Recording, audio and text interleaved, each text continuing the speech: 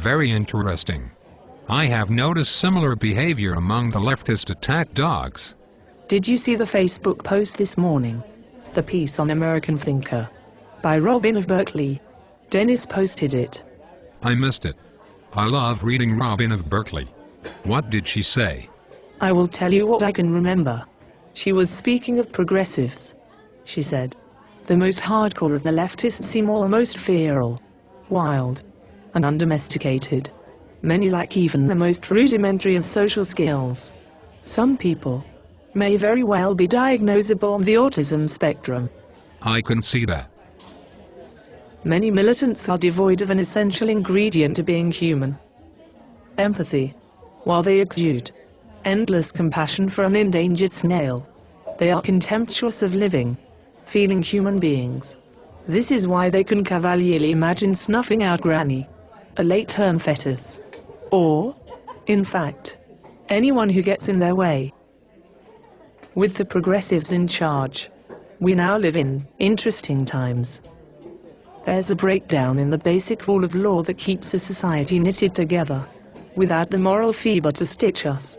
It is survival of the fittest. Every man and woman for themselves. It is no coincidence that God has also been shunned, because God is the thread that weaves together the rich tapestry of life.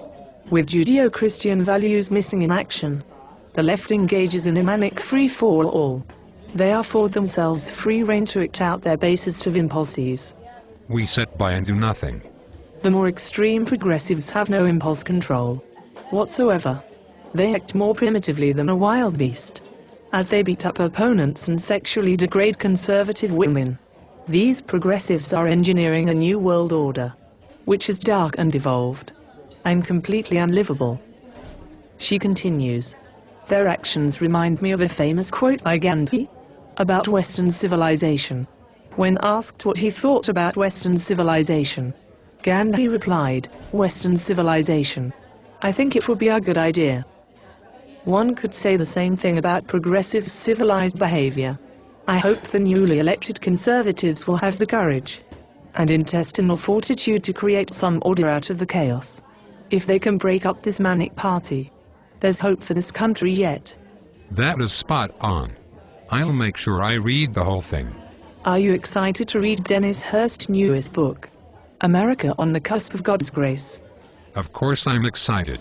It is a rousing call for true Bible-believing patriots to save America by reverting back to the august principles of our founding fathers.